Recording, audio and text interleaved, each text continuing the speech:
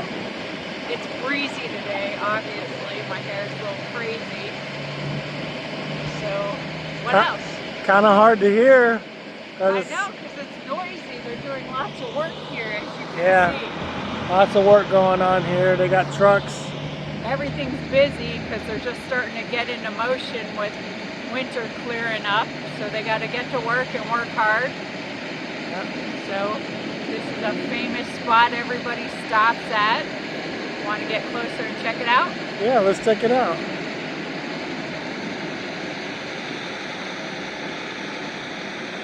guess if we had stickers, we could put one here. Oh, we don't. Check out these stickers.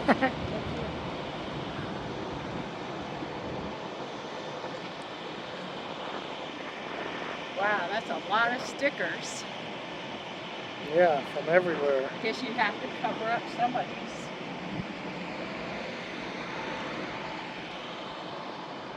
Check it out. All the way over here. Everything's covered. There's some pretty funny ones.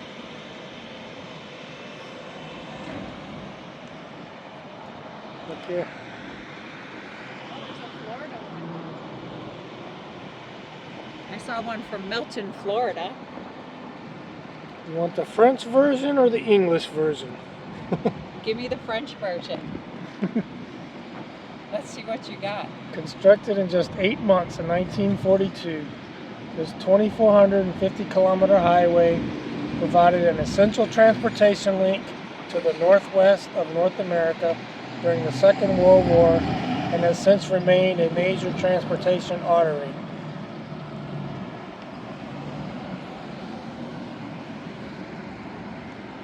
I've seen a couple Florida stickers. I see one from Miami. Where? Right here. Ah. On the back there was one from Milton, Florida.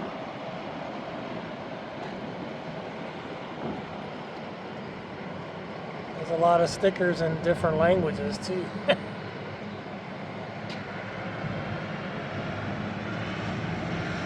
Look how many layers there are. Yeah. Look, someone even just put their name on a label maker.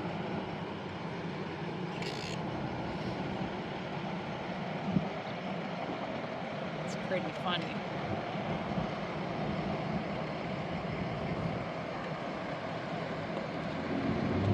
Texas. Fairbanks. That's where we're headed, right there.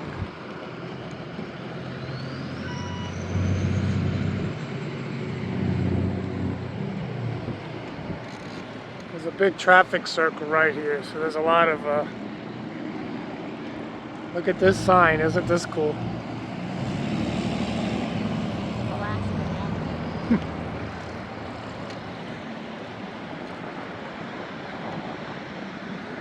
Look, I got my pocket. It's a little ducky. Oh, I go around ducking people. that's right. You know what else I got in my pocket? What's that? Oh no! It's a golden key to the whole planet. Oh my goodness, the golden key. To the whole planet. I carry it with me.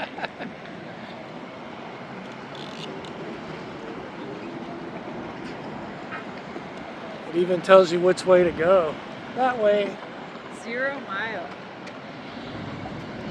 To Fairbanks, Alaska.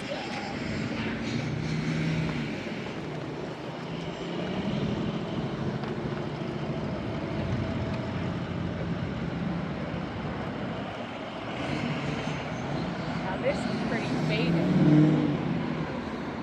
Oh yeah, it is. They need to do a touch-up job here. That might be hard to read. You want to take a walk over to the visitor center? Let's do it. Let's They see if might they're have some open. neat stuff. Yeah, let's check it out. Want to come with us? Yes. Okay, I got to make a call.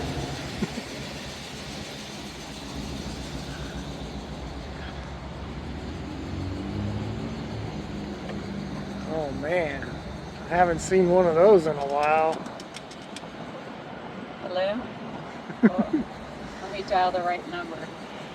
8, 6, oh, I messed up. 8, 6, 7, 5309. What's up? I haven't been on one of these in so long. I know. I'm surprised it's still here. All right. It says the visitor center is over there. So they have like a little museum right here. No change. And then the visitor center, I think, is this building over here. Have you ever seen a payphone though that accepted a debit card? No. Now that I've never seen. It's kind of like the debit card is in the future and the phone is in the past. So when did those two get together? I don't know. Oh, coin slot's empty. Someone else got all the money. This is a historical site, look. Yeah.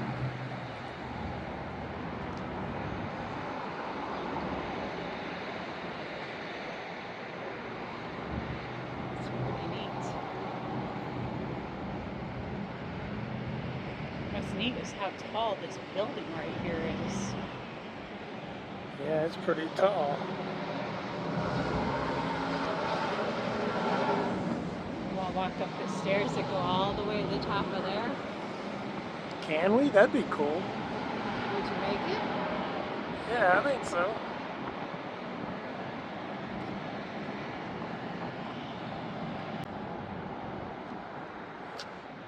Here we are at the visitor center. I think the visitor center, oh, I guess it's over here. Yeah. Yeah, we're gonna check this out. It doesn't seem to be a lot going on here, but it is kind of a yucky day. It's a little breezy and cool. The flags are up, so I'm thinking somebody should be manning the post. It says it's open. I do see an open sign. There's Yeah. a lot of missing bricks. Yeah. Canada Post. Let's check it out.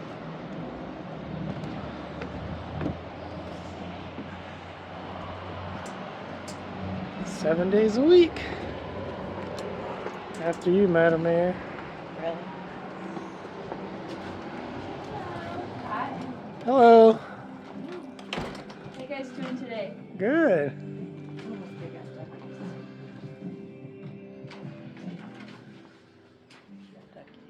Oh, they got duckies. It's bigger than my ducky. My little pocket ducky is much smaller. It could be a little baby. What are you guys hearing about the Fort Nelson fires? Anything? It's still going. The Yeah. roads are still closed. What are campers doing? Are they kind of heading that way and they stop them at a certain point, or are people kind of holding out? There are a few people that are just staying and hanging out, Okay. and some other people are going on the Stuart Cassiar. So they're headed to Prince George. Oh, Cassia, I ain't going that way. That seems to be the two popular things right now. What would you say most people are doing? Just waiting for the road to open? I'm not sure. It's pretty split. I feel like most people recently have started to go to the Stuart Cassiar. Yeah. Oh man, I don't want to hear that. I've taken that before and it's a long way. And I did it in a four-wheel drive truck and actually had to use four-wheel drive down in the bottom part of it. But that was in March. And that was many years ago. Yeah, March roads. March roads are their own thing, aren't they? But by taking the Cassiar, yes, it's a prettier route, but it's about 6 hours longer. Yeah, it's longer. There's more gas you're going to use. We're not in that big a hurry. We are trying to get to Alaska, but we can wait. We know we're early in the season. Yeah, and some people are just doing the loop tours around here, so they're Oh, okay. exploring Tumbler Ridge, they're exploring St. John, they're Okay. going to Chetwynd to see the carvings, so they're making a little bit of a holiday here while they're kind of wait out and see what happens. Yeah, it looks like they're making some headway with the fires, a little bit. Looking at Drive BC Yeah, website. BC is what we use. Is that what y'all use? Okay. Yeah. That's So, what we check out several times per day just to see how it's going and what the updates are. yeah. that's good. So we do a little travel YouTube channel. Yeah. So that's what we're doing here. So if you don't want to do video, we'll take it out. Big girl, right? Yeah, it's just a travel channel. Just a travel It's channel. called Madam Mayor's Adventures. Nice. She was a mayor of a small town, and here we are. It's not near here. It was in Florida. In Florida? Yeah. Nice. How many people? 100. 100 Oh, people. cute. That would be awesome. Yeah, it was interesting. Well, feel free to pull any of the information off of this wall here. Everything up there is free to take. And we could give you some ideas of things to do while you're waiting around here. Okay. Some adventures you could go on. We have some really great local eateries and stuff too. So, where'd you come up through? Up through North Dakota, Yeah. and then across Edmonton eventually, and then And then popped this way up. Yeah. Kind of started in Key West, though. You Yeah. started a long ways away. Yeah. Sign the Yeah. guest book. Alright, so we're back on the road, still in Dawson Creek, heading out. And we've hit the 3-hour time difference mark. 168. Isn't that cheaper? 168, yeah. A lot of places do not have their gas registered on the gas buddy. So you gotta keep your eyes peeled. And usually they don't even tell you the diesel prices on the signs, so.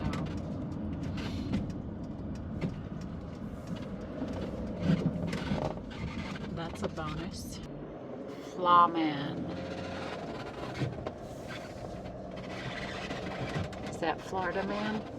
Flawman?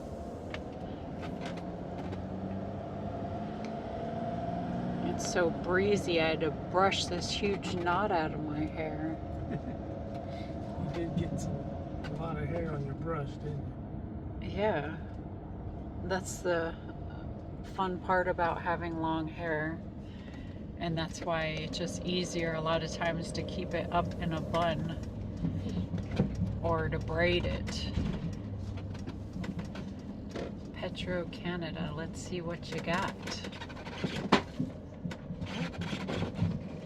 Looks like their lotto is 60 million. Wouldn't mind hitting that. Well, the diesel ended up being 173, so it was not as advertised. Another thing to note here is the color indicator of the diesel is yellow instead of green.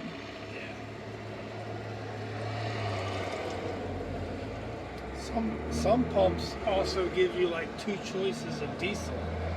There's a yellow and a green. Really? And the yellow is like V power or something. They call it V power.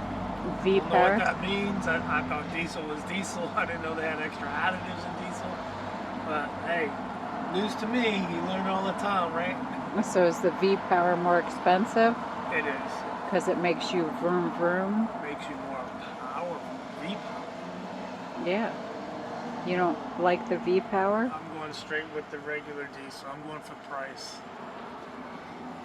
I Okay. haven't researched the V-Power diesel to know that it does anything for your vehicle. It's different.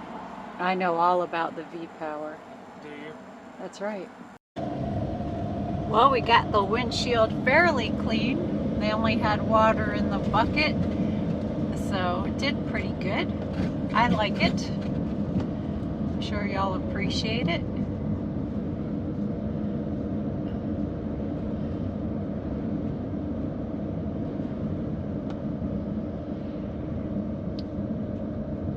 I'll have to check that new message about the roads, but so far it's not sounding good. Oh, there should be a new message on Let me give it a quick check. that. Going too fast down this hill. No, it's getting serious.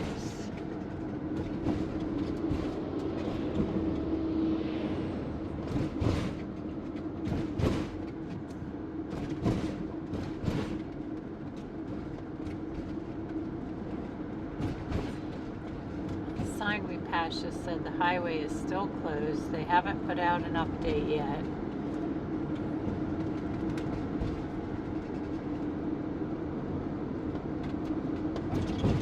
So we might be camping out somewhere.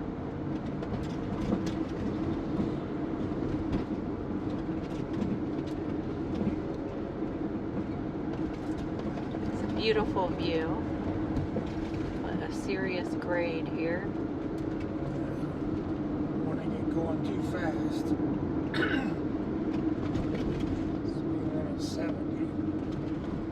I'm sitting at around 45 because I don't want this thing to get away from me. Me neither. 10% grade. 500 meters at 10% grade.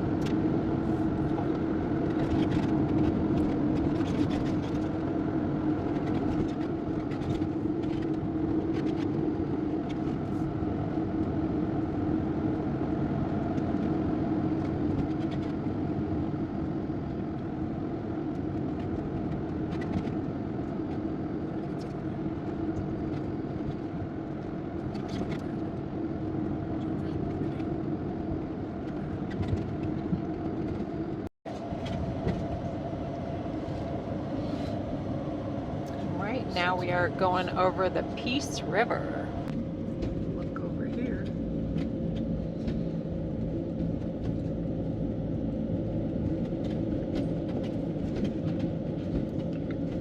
It's pretty big.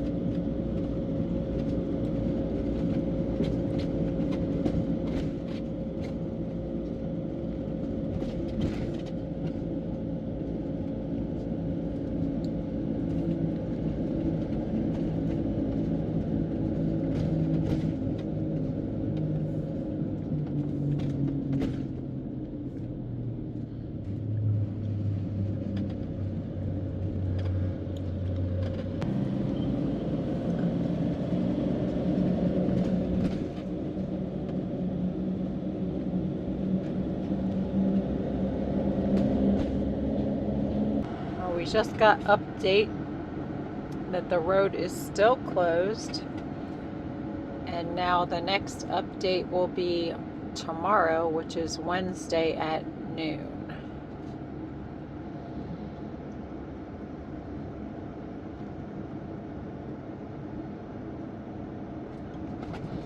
So it looks like we're gonna have to find a place to camp out. We don't even know for how long.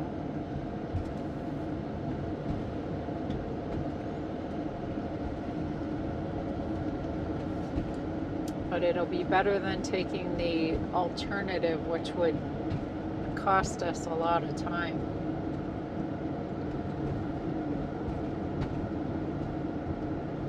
So we'll just be hopeful and prayerful that the fire gets put out. And we need to do a rain dance tonight. When we get to wherever we're camping, we'll just do a little rain dance around our RV. What'd we find? Hey, look what we found. We found a sandy dump. So, as you know, we're trying to do this Alaska trip on a budget, just like we did Key West on a budget. So we're trying to boondock as much as we can because we have everything we need in here. We got water, electric, we got power, generation, fuel, everything we need. We really don't need to stay in a place and pay money. What we do need, though, is fuel. We have it. And what we do need is water. And so we weren't sure where we could get water from. But we saw a sandy dump station. Sometimes they're in parks. But look here, they got the dump site here, and then your rinse out water. And I came over and I wanted to make sure it was actually turned on, but we have water, so we can fill our tank. This is great news. Because as we go north, we don't know if the campgrounds are going to be full. The road is still closed, so we don't know how far we can drive. But they let you camp anywhere you want pretty much in Canada, so as long as you have this, you're golden. Yeah, and you can even dump your trash here. Yeah. It's pretty smart. These are bear-proof containers. Florida doesn't have stuff like this. Yeah, so the bears can't get in the trash. Well, I mean dump stations and water stations in general. I'm going to take advantage of it. I'll stop and visit.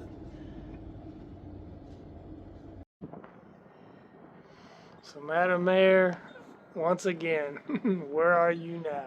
I'm in the town of Taylor, Oh, what's happening here in Taylor? just sitting in this canoe.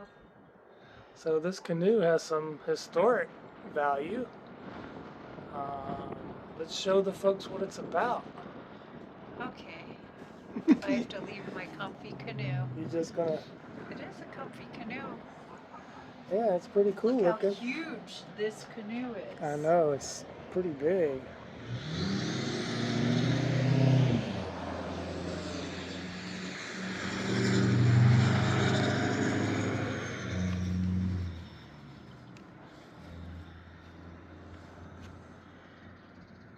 So this guy, Alexander Mackenzie, he traveled in this canoe back in 1793, and he was the first, what it says, white person to complete the crossing of the North American continent. And he traveled 5,490 miles. I'm a little surprised it's in miles, but there it says, mile journey from Montreal, Quebec, which is on the other side of Canada, all the way here. Pretty cool. You gotta show the full vastness of this canoe. Yeah, this canoe's pretty big. They have a cover on it and everything.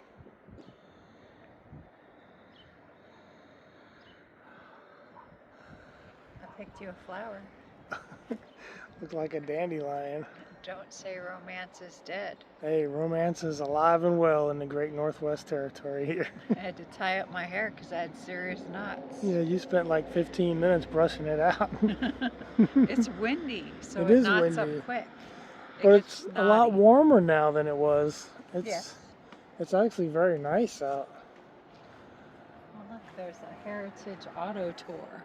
Yeah, this billboard's pretty cool. Points of interest. So we're still kind of waiting for the road to open up north. Now we've got lots of time. Yeah, Fort Nelson area is still closed. Check back tomorrow at 12 noon, which is like What do you 24 hours from now. So it's like, ho hum, what are we doing? We did find a water spot, so we got filled up, so we could go on past. It's like just up the road that way is the next town of Fort St. John's, and that's like the next sizable town. It's not very far from here, but it's still a long ways to Fort Nelson. I want to say it's at least 3 or 4 hour drive, maybe 5. I haven't checked it from here, but I mean, we have to decide whether we're going to stay in the town and maybe have signal and services and food and water and whatnot, or do we venture north and just hope that the road opens in the next few days? I don't know. I don't know either. We Good got thing- enough food, I think. I think we're good on food. I got a deck of cards and some Yeah. board games. But I am really not about going backtracking all the way around to the Cassiar Highway. Well, then I guess I'm we'll really just not have to about play it. my board games. Yeah, we'll just play it. We'll just have to wait it out. So it's either Get on the camping here or camping in Fairbanks. Be camping somewhere. We'll be camping somewhere. So check this out, Madam Mayor. What do you think? I think it's cool. So we're at the visitor center here in Taylor, and this is our little tour guide. Hello. Check this out. So this is a mammoth tusk that was found in Taylor, BC, in one of our gravel pits here. and they theorized that it was a 35-year-old male. But they didn't find anything else with it, so obviously he fought and he lost his tusk here, or went downriver, the Peace River, and then it settled in the gravel and they collected it. Fun fact is that the very next day, the pile of gravel where this was found, it was going through the crusher, so it would have been lost for everyone. Wow. So, and the real one is in Tumbler Ridge in the museum there, Oh. which is really cool. What other interesting stories do you have here? Oh, I have too many. Oh my goodness. Lots of pamphlets. Yes, we have lots of pamphlets from all over. This is our northern BC and Yukon and Alaska pamphlets. Ah. I love to read. Looks like the Klondike. Yes. That looks rough. Well, in that picture, I've always heard that it was much steeper. Yeah. So, and when they would take donkeys and even dogs on the trail, they would die. People died. Everyone died on it. Well, not everyone, but lots of people. And because there were so many people, they would just shove them to the side. Mm-hmm.